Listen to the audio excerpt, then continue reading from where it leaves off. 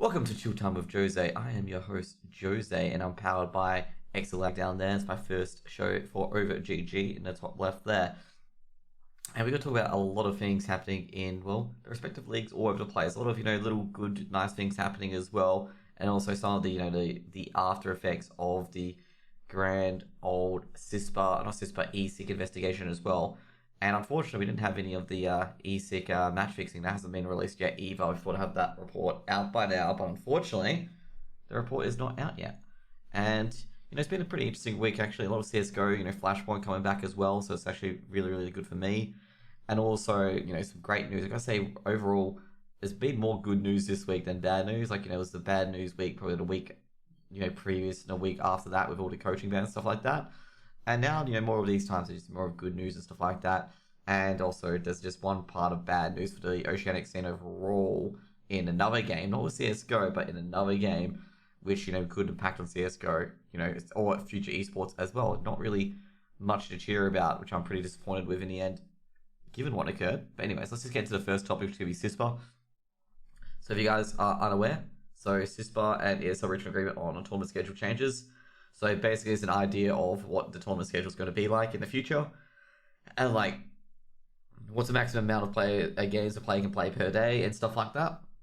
I've actually got a full list of the changes here, and the full list of changes is basically, group stages, minimum of 2 games in a group stage. So basically, they want to put the groups down to 6 because they don't want to have too many pointless matches, where essentially players, there comes a point in some group stages where there's matches that are completely and utterly pointless. And from an easy point of view, you probably want to keep that to a minimum. Now, the other part is you can't read it. I'll just get rid of my camera so you guys can indeed read it. So 2 seconds, guys, as we get rid of my camera, we can read it. So, you got match start times, agreed to change starting time so no match ends after midnight.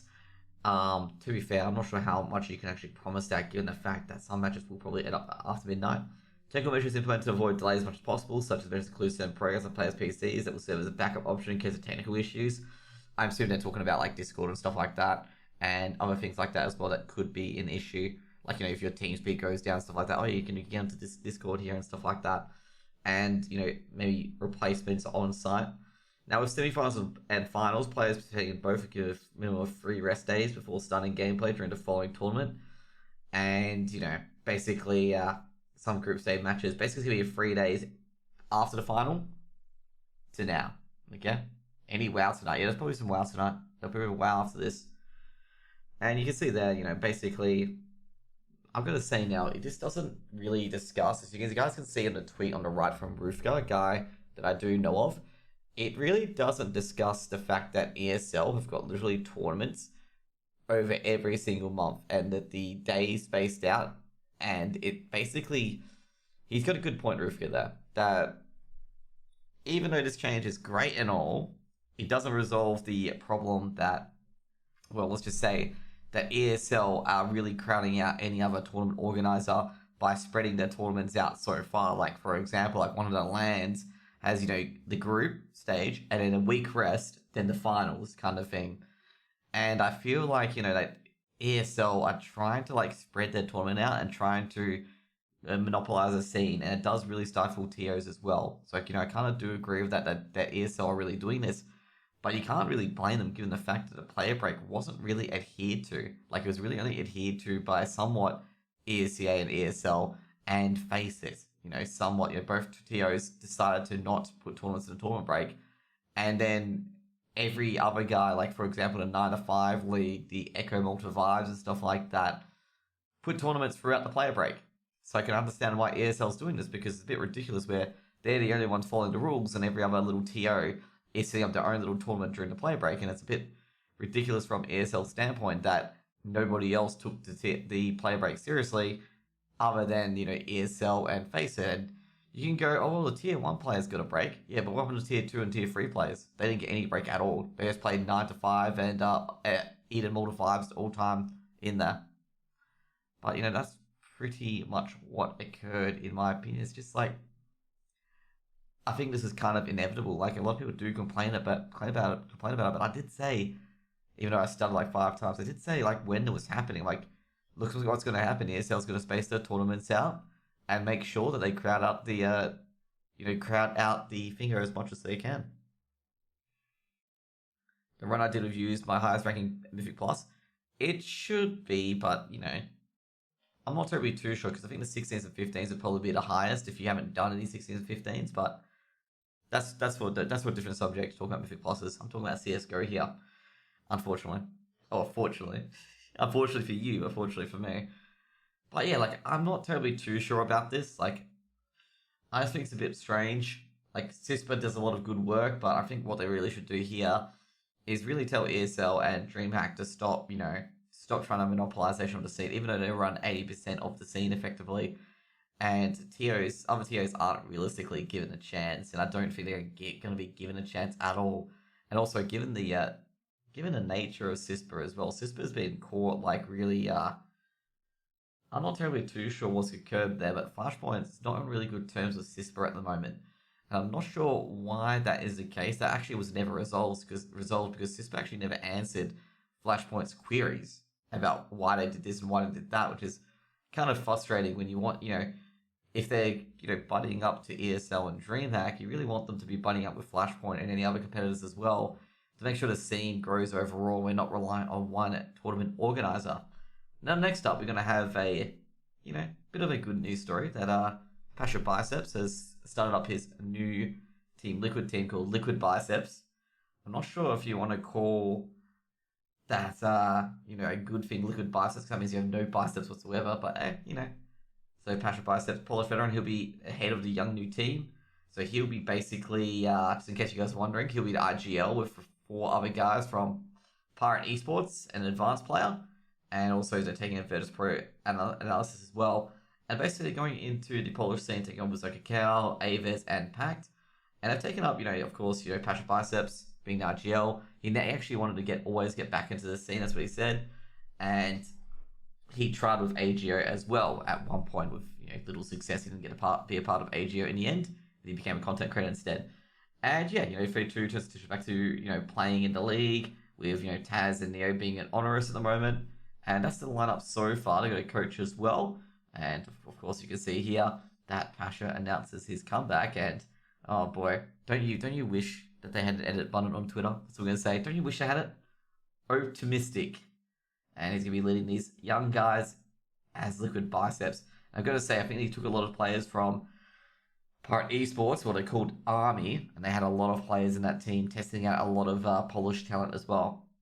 Now, overall, it's a good thing to see more Polish teams in the esports scene, but I think the Polish CSGO rosters desperately need to have that super roster, desperately need to have success because there's a lot of Polish teams in MDL, and I think only one is better to ESEA or ECL Pro League, which is AGO, of course, and AGO didn't have that great of a time with MHL on the roster.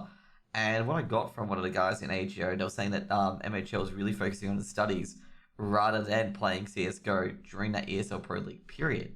So probably not the greatest, indication of where they're at the moment. Now, next one's a bit of bad news, but kind of expected, is that Skade was disqualified from the current season of the Mountain Dew League. Now, that's kind of expected given that Punisher's coaching ban related to the game between Movistar Riders and Skade on the in the season, basically, where Movistar won in overtime to beat Skade, and Punisher had used the bug for this occasion to probably win against them. Not totally too sure, but basically Punisher's been banned for coaching. Used the coaching bug for about 6 rounds. Used it for the entirety of OT.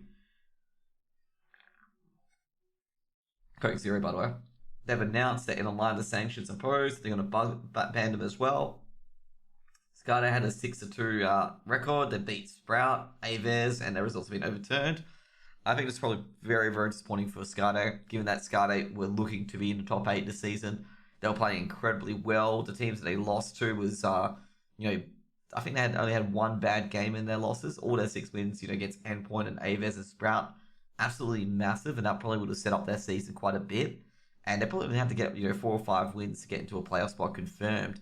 And it's a bit sad to see that, Skade is disqualified, but what I'm going to say here is that when you exploit bugs, such as the coaching bug, the individual events had already banned certain coaches for a certain amount of time, And I think Skade should have seen the writing on the wall that they may get DQ'd from Mountain Dew League because of it. They get disqualified because of the bug they abused. And now, fortunately for Sprout, Endpoint, a lot of other teams who did lose to Skade, they get the results reversed and they get a win in their column as well. Skade is just, defined as a dead team. But I feel sorry for the players in Skade, given the fact, it was only 6 rounds, and at the end of the day, it wasn't that big of an issue. But he did move the camera. Moving the camera is an absolute violation indeed. You shouldn't be doing that kind of thing.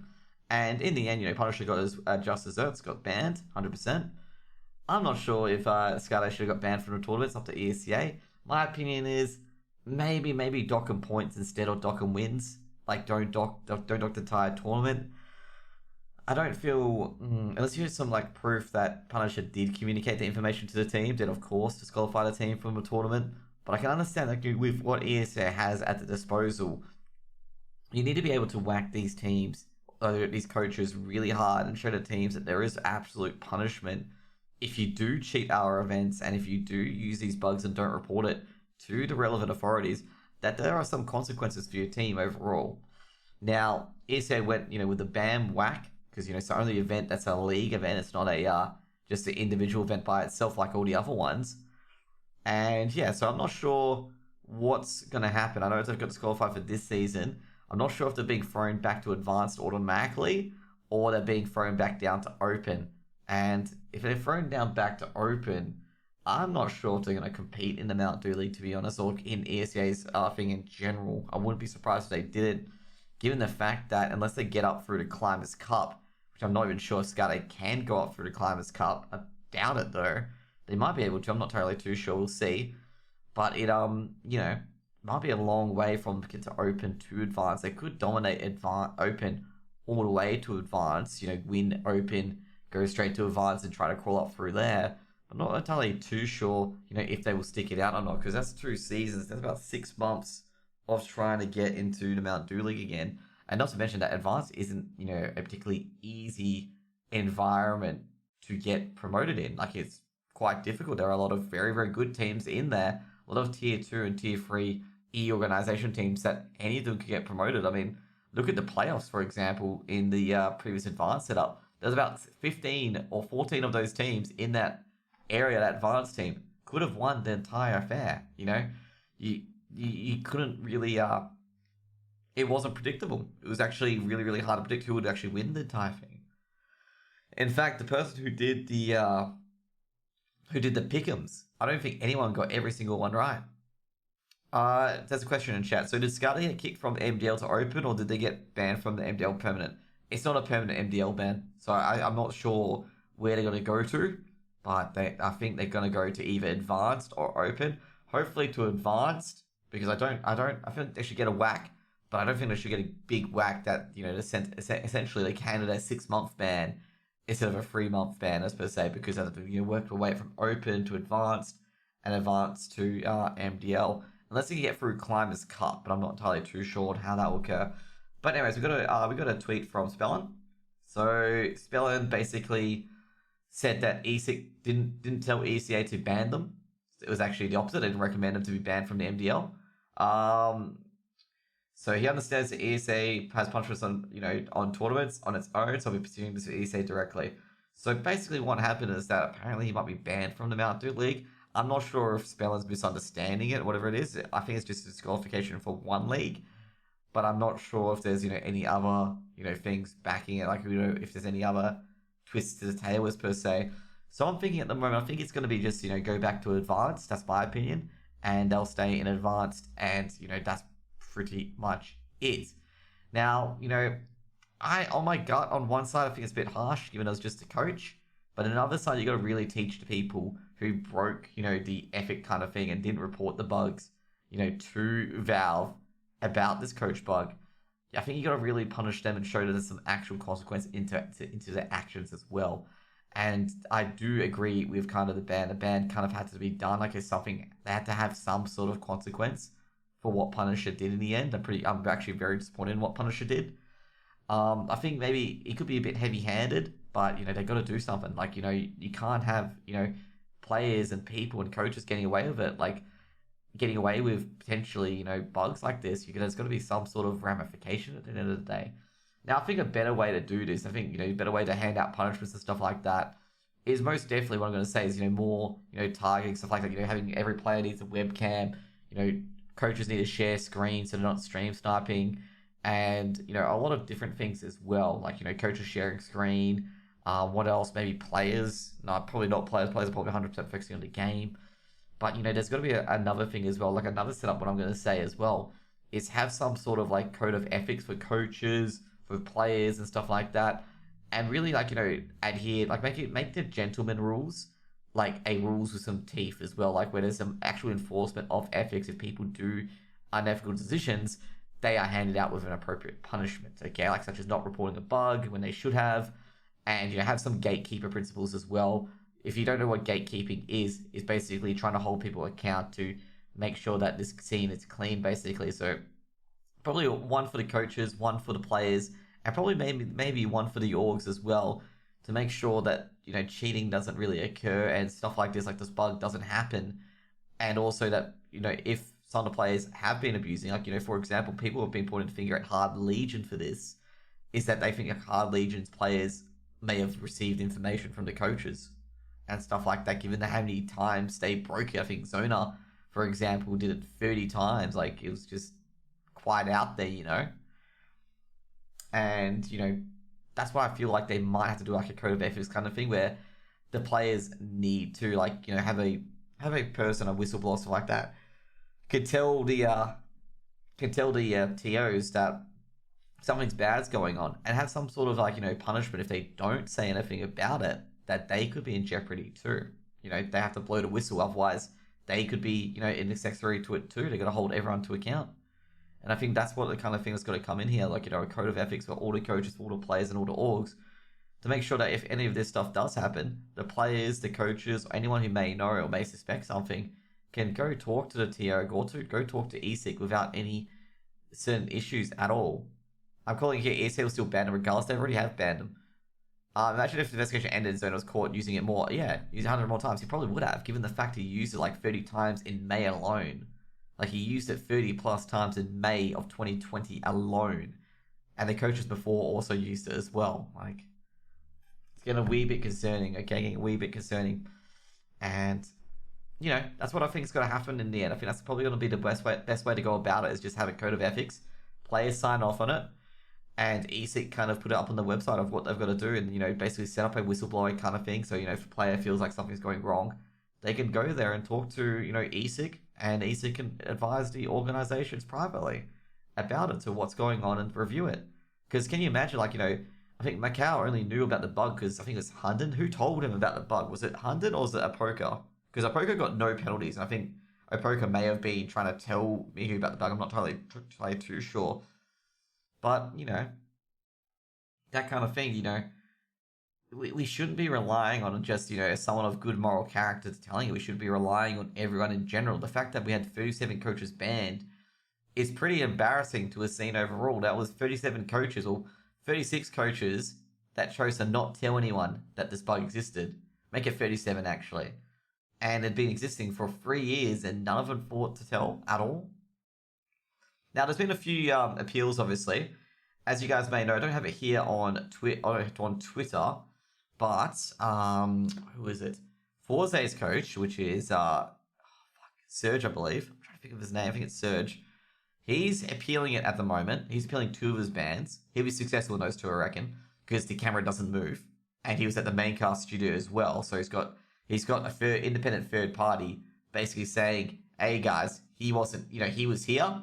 He was not at his computer. Did not use the map," and it kind of, like, you know, supports that. Like, for example, you can see, I think we showed it on YouTube in the last Chilltime, where there was a clip on Mirage, and it was just staring at window the entire time, staring at window, and nothing moved. It was, like, completely still. And there was another one where it was, I'm trying to think where I was staring at, but you could tell that no one was at the computer. I said the best thing to do if MDL is caught abusing the bug is to instant demote to ESO open and permaban from T season before in open. Quite harsh. That's pretty harsh, considering open seasons are 3 months. So you're banning them for 6 months, and then you're forcing them to get to MDL through, you know, another 6 months. I think that's really, really harsh considering Punisher only got 3 months worth of bans. Like, Punisher's ban is 3.75 months. So I think that's kind of ridiculous, to be honest. I think, you know, it should kind of reflect the players, the coaches' ban potentially as well. Because if, you know, Punisher was banned for 3.75 months, I don't think you should give him a ban from Open, to be honest. I don't think you should give him a ban from Open. If you've done it like, you know, let's just say if your coach has a 36-month ban, then, and it's in the league, maybe a perma ban. Not entirely too sure. Because I don't think, you know, if E6 only given a 3-month ban to Punisher, I don't think a league should give him a 12-month ban on the top of it. I think it's kind of wrong. But anyways, we're going to get to the new CSGO news with Cloud9. So Cloud9's picked up Floppy. So Floppy has joined the Colossus, leaving his ex-teammates. So he's going to be in the lineup for 432,000, just 12 grand a month. That's pretty good, to be honest. And good luck to Floppy, to be honest. I didn't see this coming, to be honest. You know, given that Floppy had tweeted he wanted to stay with his buddies.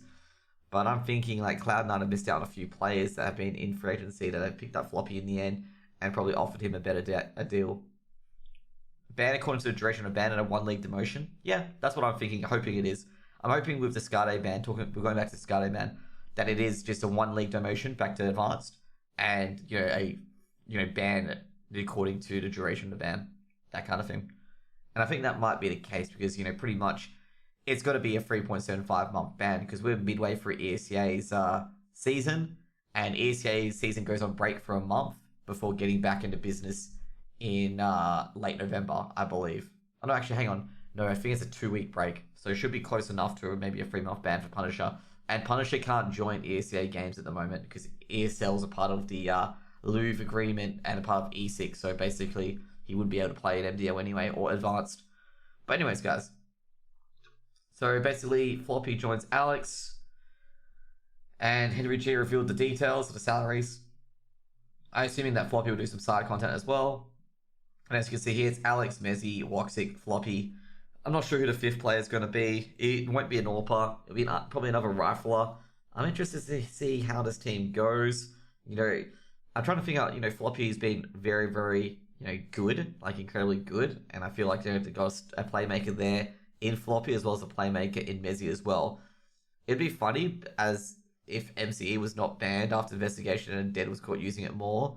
Oh, to be fair though, like MCE is not a cheater. Okay, like I know I've watched MCE play. I've casted him as well. Yeah, I've actually watched him in a LAN as well. Like, you know, that was actually pretty fun to watch. I don't think they would cheat, to be honest. Like, I don't think, you know, they play with Semphis and a few others as well, that group. And Semphis was pretty determined to win, you know, fair and square and not be, you know, a kind of a, you know, winning via cheats kind of thing. So I don't think that group would, you know, you'd be using the bug or anything like that. You know, I think that would be completely in the clean. That's what I'm going to say with those guys. Just in case you guys are wondering, they're talking about the Chaos and Chaos coach MCE and the MRBR coach Dead, or former MRBR coach Dead. And they were saying if Dead was caught cheating more and MCE wasn't cheating in the end, which I doubt MCE was cheating, to be honest. I'll be like completely surprised if it does happen to him in the end. Because, you know, I know a few of their players, you know, they used to play together, like Voltage, you know, Voltage, for example, really good AWPer for Saw Gaming and Triumph back in the day. I think Voltage was in Triumph, but he stepped back and joined Chaos for a bit. But, you know, that group, you know, Snake, Scrim, all that stuff, you know, they've been in the ESL Pro League and stuff like that for quite a while. I don't think they'll do that. And, you know, talking about Grim, actually, I'm really, really happy that Grim is in is in Team Liquid. He's a big player. I actually remember casting him while I was at Triumph. And, dude, that guy got 30 kills. I think it was a BO3. Triumph won 2-0. And Grim got 30 kills in both maps. I'm sitting there going, damn, he got a 30k in both maps. He had a 30k overall. Anyways, guys, so Floppy, they got the new Cloud9 roster. And as you can see here, the departure for the South African lineups changed. JT, Sonic, OCE, and Motum. And, you know, kind of a big up and up for Floppy here, given the fact that he's been through, like, the ringer quite a bit. You know, got 80k, they gone to Cloud9, and now he's back into Cloud9, but it's the Colossus roster being brought up by Henry G. I'm not sure how this roster will perform, and we'll see how it does perform in the end. They've got a lot of clutch players, I'm going to say, in this team. You know, with Alex DRGL, when I cast a Vitality, Alex was a big player who was making these clutch plays. And I've got Mezzy and Woxic as well, and also Floppy who can make big plays as well. Did you watch the post-map interview? No, I did not in the end, dude. You gotta realize that I Am America is on at 3 a.m. my time, so it's like absolutely, you know, bonkers hours for me. Also, by the way, guys, I think I said before as well, Chilltime with Jose is powered by Exitlag in the bottom right, and also powered by Overt, or also part of Overt, but I do not have the Overt logo here, and that's a bit of a Monka S. And we'll just add that midstream, okay? We'll just add the Overt logo. Just pretend it was always here the entire time, okay? It would just be a giant logo. And we put it in the top left corner here, okay? It was here the entire time. You know, you guys just blind, you guys couldn't see it. But, you know, there's Overt. So next gets to the next point, which is going to be Flashpoint. Flashpoint 2 is announced, 1 million prize pool.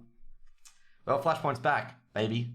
That's what I'm going to say, and face it. Have launched once again, their TO to compete with the ESL. So just in case you guys are wondering how Flashpoint's different, Flashpoint's more of a personal tournament, like CS Summit, where you get to know the players more, and you get more like other content than just CSGO. Davey was trolling Team Liquid even though he got destroyed. God, I love Davey. God, I love Davey. That guy is absolutely insane. Just in case you guys are wondering in chat, basically the post-match interview with Davey was a bit of a trolling towards Team Liquid from Davey then. Davey, he's hilarious. He's hilarious. But talking about Flashpoint, this is funny because we're talking about ESL during Flashpoint. Probably not the greatest idea because given that Flashpoint is done by another person. This is another one from HLTV. That basically there'll be 7 of the 8 returning members will be coming back in. This is an interesting one given that a few of the founding members don't have teams like MIBR, Contact's playing a few stand-ins. And I'm thinking Mad Lions is in complete disarray kind of thing. So it's kind of an interesting feeling for, you know, Flashpoint at the moment. So basically, yeah, you can send it. So you can send it. Yeah, send me the link. But I won't be watching it, unfortunately, because I don't want to watch, like, interviews for the entire thing. But anyway, the partner teams come back. Foreign and Monte Cristo. If you don't know, Monte Cristo is the commissioner and Foreign is creative director. So kind of what happens in the Flashpoint, just in case you guys are unaware, it's more of a fun sort of serious tournament where like they try different sort of formats. Like the current format, what it is that the teams get to pick their groups effectively.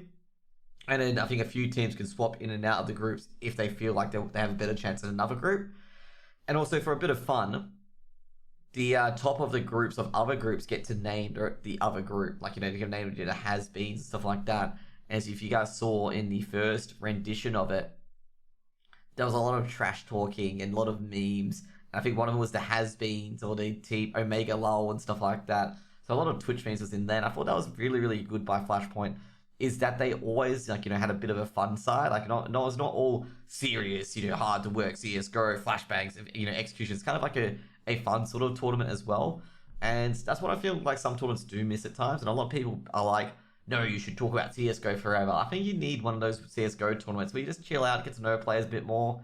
And, you know, that's kind of fun. Like, you know, really, it also helps the players out as well. Like, a lot of people, you know, Sponge has said this quite a bit where he's like, the players got to build their image, you got to build their brand. And I feel like tournaments like Flashpoint really help you out with doing it. Like, they really help you out with building a brand, going out there, and, you know, basically getting more than just your org. Okay, like, you know, getting new sponsors, when you get sponsored by NordVPN or even Exitlag, my beloved sponsor down the bottom right corner, you know, that sort of thing. And, you know, that's what you probably want at the end of the day. Okay, I'll probably take a look at those a bit later. Let me save those in my notepad to watch a bit later. I think it'll be on Saturday, just an FYI, because I'm casting tonight, so probably won't be now. Thank you for the follow as well, whoever your name is. I think I should probably turn the alerts off, but oh well, it's too late. You can follow Mamedov. You're having a good day, my dude. I'll just turn the alerts off now, so, you know, I won't get distracted during the presentation here. But, you know, Flashpoint, I'm very happy to see the teams back in. And as you can see here, Open Qualifiers are on. Open Qualifiers started last night, and the Open Qualifiers will continue today with 2 BO3s. So I'm only casting 1 because they start at midnight. And last but not least, there's another Open Qualifier on Saturday, and then the last BO3 is on Sunday. I might just cast 1 and then go to bed. Same thing here as well. So what we got here, we got Flashpoint 2, basically Cloud9. The new lineup will be probably completed by then. Then we get Contact. you know, with Snappy and Smooya. I think they'll probably eventually, I know, and Spinks as well, actually. I think they'll probably be signed up officially. Like, Smooya's definitely good to AWPA. And it's good to see Smooya back into the scene as well. Then you got Dignitas. Dignitas still haven't got their 2 players yet. But I'm going to say now, like, there are a lot of these teams, they can easily pick up players. Like, it's not difficult for Dignitas to pick up any good players here. Envy's just finished that lineup by picking up Thomas. They can probably get another player. Won't be too hard. And then you got Gen G's just lost to IGL, and Som's gone to Valorant as well. They've only got 3 players realistically there. And it's kind of, you know, on the back of Chet, you know, the NRG GM just using his, you know, inner links to get DAPs over kind of thing to with an NRG org on Valorant to get a bit more money. Then you got Man Lions. Man Lions is in an absolute free-for-all at the moment. And that's mainly because they lost Bubsky, and then they lose their Innocent as well, like their replacement for Bubsky.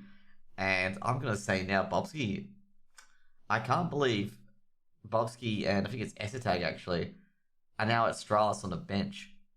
Like, where is this Stralis Academy? And Man Lions, well, I'm not sure what they're going to do pretty much, because like with the Danish talent, there's a lot of Danish talent everywhere. They can probably pick it up anywhere they wanted to at the moment, but you're not going to get anyone on the tier of Bubsky, and I think it might be a bit of a mistake for Bubsky itself if you wanted to play some CSGO 100% at the top tier to go to Australis, because you could have played it with Man Lions. Also as well, guys, just in case you don't know, Fun Plus Phoenix will not be, you know, they haven't got a CSGO roster yet, so they will not be participating in a tournament like they did last time with bad news bears and stuff like that, you know, representing the brand accordingly. So that won't happen. So yeah, basically they'll begin on November the 9th. They'll get the qualifiers up. I'm not sure when the closed qualifiers are going to be. They might bring back Innocent to stand in. Okay. Did not know that. But either way, you know, with Flashpoint, I'm glad to see it back. You know, it offers a lot of prize money to the players involved. And, you know, it kind of something that they needed as well. And also that the partner clubs are also, you know, it's kind of a revenue share kind of system. So if they make a lot of money, everyone makes a lot of money. But I sincerely doubt it, dude. I sincerely doubt it as well, you know. We'll see what happens. We'll see what happens. You can't really... You just gotta wait. You just gotta wait pretty much. Now, next up, we've got Crazy release their team. So Crazy, you know, they may try to build their own Ukrainian roster. Just in case you guys are wondering, you Crazy did sell a team to Contact. And they made a lot of bub off it. And then the major spot was yoinked. So Contact actually bought a team for probably over premium. And yeah, so now they've been called Project X. And Project X, well, they're currently in the Flashpoint qualifier at the moment, and the team's going to remain together and look for a new org. So that's what they're doing at the moment. Now, this is probably the best news I'm going to say in a long time, and I've been waiting for this for quite a while, and I'm actually a bit surprised it took Gambit a long time to do this, but the Gambit Youngsters roster is now the actual Gambit roster. And I have no idea why this one wasn't done sooner, okay? Don't even know. And yeah, so Gambit Youngsters, who have basically Hobbit, Inters, Axel, Shiro, and Nafani. And I think Hobbit's the IGL now, Nafani's not the IGL anymore. But yeah, you know. So essentially, this Gambit Youngsters lineup has been the only lineup that's been active for the last year and a half for Gambit. And now the new Gambit team is going to be basically, well, I think Finn's gone because the coach got suspended. Super is being transferred across. The main reason why Super is being transferred is that he can't play with the current Gambit Gambit roster at the moment. Okay, like I would say now, like if they could, they would play with Super over Hobbit. Okay, I'm gonna be like absolutely real.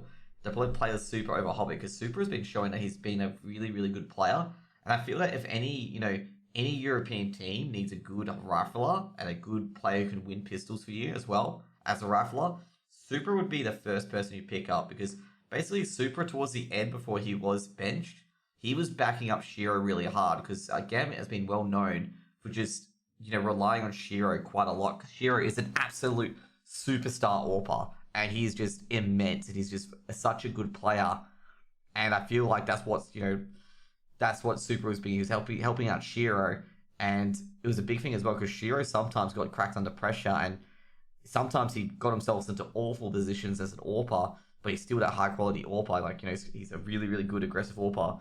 And yeah, you know, Youngsters are now, you know, are here. They got in the top 30 for 12 weeks in a row, and Gambit is going to promote them. Now, that's some great news story as well. Really, really happy with it. Really happy to see the Gambit youngsters, because I've also casted them in advance, probably a year ago, actually. I casted them in advance my first time, probably basically a year ago, I'd say, because I casted a lot of advanced games back in the day. And they were one of the teams that, I could always cast them because they always started at 10 to 11 p.m. my time, or even midnight my time. So, I could always just go on, cast a Gambit youngsters game, and that's pretty much it. And also had some Russians come and chat as well. It's pretty awesome, actually. And also, I did tag Gambit for my first time. It's like, hey, you can watch the Gambit youngsters play. And, first time I saw Shiro in action. And then when I cast a game where Go TV and on HLTV, like, oh man, you should see Shiro. Shiro's a sick AWPer. I'm like, yes, I've been casting their team in ESEA, so yes, I know he's a sick AWPer. But anyway, here's another one. Here's another story that's a bit unrelated, but it's, involved with AU Esports. And if you guys haven't heard of this, the Oceanic Pro League, which is the League of Legends League in Australia, has been shut down, okay? And it's been shut down due to not being profitable, okay? So, good old Riot, that's what I'm going to say, good old Riot, have basically said that the OPL is not going to return. And basically, they're going to say, I think for the LCS kind of thing, is that basically the Australians can go find a career in the American kind of league, which is going to be quite interesting, because I think, I'm not terribly sure if any Americans going to pick up the players. And if they do, I'm not terribly too sure. Okay, I'm not terribly too sure.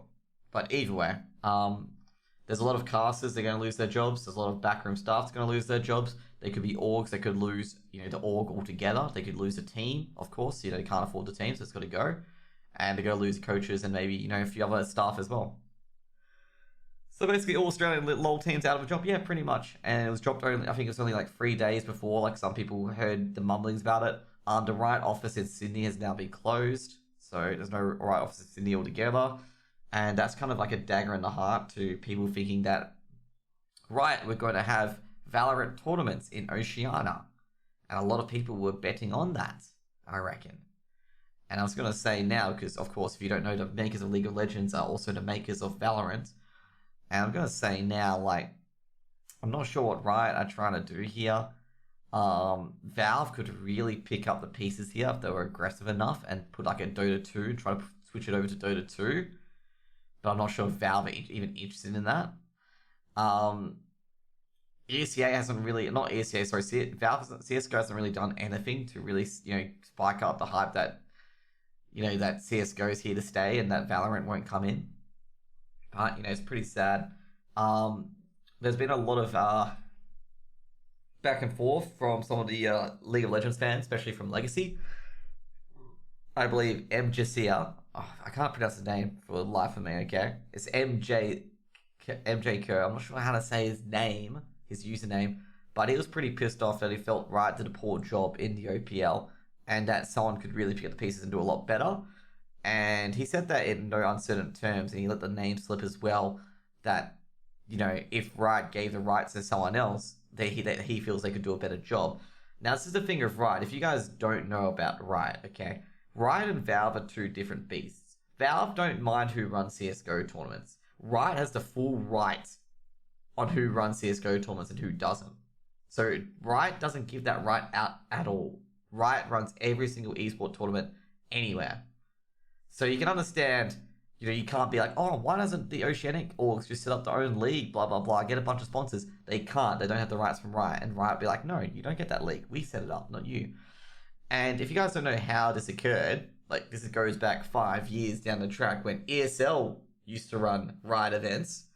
Basically, League of Legends became successful. Riot's like, oh, ESL, you're not running our tournaments anymore. We're going to run them. So basically, this is why I kind of don't cast Riot events, because this is what happens. This is what happened with League, is that Riot went one day, said, oh yeah, ESL, you're not casting anymore. We have full rights. Oh, by the way, all your staff is now going to be hired by us. We're going to get all the profits from it, and we're going to bring everything of ours in. And basically, ESL, who probably grew the game at the start, just got left with the bag of, the teaming stuff and making sure that League was popular kind of thing.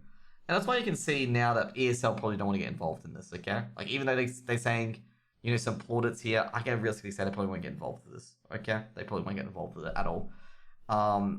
And this is what, this is a downside of having a developer being hyperactive in the scene is that if in the end they don't get any profit from your area, they'll just say, we won't run tournaments here anymore. And nobody can pick up the pieces because they don't have the rights to pick up the pieces. This is what happens when you have an active developer sometimes, is that the creativity can sometimes be thrown out the window because the people have all the rights, they're active, they want to keep the rights, that kind of thing. We'll see what happens. I assume, hopefully Riot do give the rights to someone at least, so they can run some sort of a league, because the league still wants to run. Like there's Chiefs, Legacy, there's a whole bunch of teams that still want to run the tournament at the moment. They still want to run the league. They feel they can do better. Hopefully they give it to them. If they don't, I'll be very greatly disappointed I'll be very, very, very greatly disappointed in Riot if they do that. Like they don't give the rights to anyone. Anyway, so basically ESL, saying, okay, we did the finals back in 2015 and stuff like that, and there's no plans in place. Obviously, I don't think ESL are going to put plans in place at the moment until they get the rights, and I'm not totally too sure what's going to happen. So ESL is pretty unhappy that's occurred. This is from Josh Inman in Maniac, which is the main guy at ESL for all the sports, stuff like that. It's really sad that it occurred. Like, basically, this is what happened. It was literally days after Legacy almost qualified for groups in the Worlds. And it's pretty disappointing that it occurred. Also, as a kind of a bone to throw to Oceanic, is that Oceanic will have, they can compete to qualify for a spot in the other tournaments, but they just won't have their own league. And, I feel that's kind of a, not a good thing, because basically teams are just competing to hopefully qualify for one of the cups, rather than having a league and trying to improve each other step by step by finding new and other things as well. And I feel like, that's like, by giving him Oceanic a spot to trying to get in the league, I think what's going to happen in the end is that some of the Australian talent, like the top tier Australian talent, like either casters or players, and it's going to go to the United States, because, they can go to LCS, which is the United States area, be bought by TSM, all the American teams who can probably offer 10 times more of a salary than anyone in Australia can, because they can't, because they only appear twice, which is in those tournaments, those one-off tournaments. So, you have this kind of thing, like, even though they're throwing the League of Legends players a bone, it's not really much of a bone, because, the Australian orgs can't compete. They don't have a league to really improve themselves, so it's kind of going to be like a talent drain, effectively. But anyways, as well, it gets a bit funnier, because Valorant, ironically enough, released this, and guess what? No Australia. There's no data from Australia, even though we don't have any data provisions. So I thought that was pretty humorous, and people are thinking, Riot really don't care about Australia, do they? And I'm gonna tell you now, like a lot of casters and stuff like this, a lot of casters, even Conky and Komodo, and a lot of other people putting in a big effort to make Valorant popular in Australia, and they're just being rewarded like this from Riot. And I feel kind of disgusted that Riot are rewarding them in this sort of way. Like, these casters are pouring heart and soul into it. Like, Conky and Komodo could be very successful casters on CSGO by themselves. They can organize their own CSGO tournament. But they chose to do Valorant. And it's just a kind of like a slap in the face there, to be honest. Kind of a slap in the face. And I feel like they deserve, kind of more than that, in my opinion. It needs to be said. Like, these things actually need to be said. That, there's a lot of, players going in there as well. There's, I think, Plix, Juices, a whole bunch of people, they could have stayed in the ESA system, but they chose to go to Valorant instead. And I feel Riot's, really, really not giving Australia a shot at all. And I feel like they really need to reassess that. Australia got a lot of people in this country who can run these tournaments and stuff like that, who are, got experience in these areas, and they really need to give them a shot. And if they don't, well, I guess I don't know where you guys can go, to be honest. Maybe back to CSGO, maybe back to ESEA. We'll see what you can do there. That kind of thing. But I just think it's pretty much ridiculousness what Riot has done. I think they may have given a free handball to maybe Valve trying to get Dota 2 into the scene, because the Dota 2 scene in Australia is completely non-existent. I've never ever heard of it. Have you guys? I haven't. CSGO system in Australia, you guys have heard of it. There's been a lot of events. I cast it. But a Dota 2? What? Do we have Dota 2 here? That kind of thing? And yeah, that's, I'm pretty disappointed with what Riot's done, especially after Legacy almost made groups in Worlds. And, it's probably the first time in a while that Australian team's gotten so close. But, sometimes it's life, and sometimes it happens, and I'm pretty disappointed. I've seen all these people put their heart and souls into Valorant, trying to cast Valorant, making these tournaments. Even though, people still have a bit of issues with Fortress, with what they've done, it's kind of, sad to see that their efforts aren't really being rewarded. I think Conky and Komodo organized, a tournament in a week called the, what's it called? So the Komodo Spring Slam or some shit, I forgot the name of the goddamn tournament. But, they brought in a tournament for charity, and they got, Avant and a few other, top teams to compete. I mean, they can get some prize money involved as well, that kind of thing. There's only one AU Dota team. That's what I mean. You don't hear about it much. That's what I'm talking about. You don't hear about it. But, as you guys can see, it's pretty bonkers here, with the Valorant stuff, and I'm pretty upset of it. And, well, not upset too much, because I don't cast Valorant too much. I'm just upset for mainly the people involved who have been doing, putting their efforts in and stuff like that to get it up and running, and to, really try to grow an esport in Australia. They try to grow an esport they try to create a lot of things in Australia as well. And the anime team is dominating. Oh, I did not know that. Interesting name. Maybe an org can get involved with it. I did try to get Order in touch with Ethical, the MDR team. If you want to talk about that, I tried to get Order in touch with Ethical, which is the Mythic Dungeon Invitational team from Australia that came second in the entire tournament. They lost to Method EU in the finals. And I haven't seen if they've signed an agreement with Order yet at all about it, because I feel the Ethical team's actually quite good. They were challenging Method EU. I think they lost 3-1 in the end, and they beat Method NA, which is, well, of course, Method doesn't exist anymore. But, when you're beating those Method teams who are meant to be the stalwarts in a dominating, area in Mythic Dungeon Invitational, I think, you should probably, hopefully give us some backing. The main reason why I reached out to Order is that Order used to have an arena team, because I met the Order guys at, not the management, but the Order arena team at BlizzCon in 2018. I met them there, and I chatted to them and stuff like that, and they noticed that I was from Australia. And I also met Chanimal as well, one of the, Australian pros in the WoW arena scene. So I was trying to reach out to, Order, because Order's the only team that really took a gamble on the WoW, WoW esports scene. And I was hoping they'll give another gamble on giving this Mythic Dungeon Invitation team, Ethical, some org backing, some sponsors, stuff like that, because I really feel that they can win some prize money and they can be marketed as well, because, a few of the guys in that team, I used to queue with Mythic Plus for them as well. The second best team is a dog with a construction hat. Ooh, that's cute. Anyways, guys, that's going to be it with Chilltime with Jose today. Remember, guys, we got, our sponsors down here, Exitlag. You guys can use my Exitlag code, which will be in the YouTube description comment below. I have a 3-day trial, as it's been saying for the last probably hour or so, that there is a free trial, and you guys can come in for it. And also, thank you to Overt as well for accepting me into their org. It's the first time that I've done a Chilltime with Jose with Overt in the org line. And, you can subscribe below as well, and all my socials will be down there as well. And thank you guys for being here today. Well, next week on Chilltime, I'm not terribly too sure what's going to happen, but we'll see what happens. Maybe the match-fixing bands will be in here, and we can talk about that. Anyways, guys, to the YouTube community, see you guys later. And to the Twitch community, well, you can still sit there a little bit longer, and we'll have some other content. See you guys later.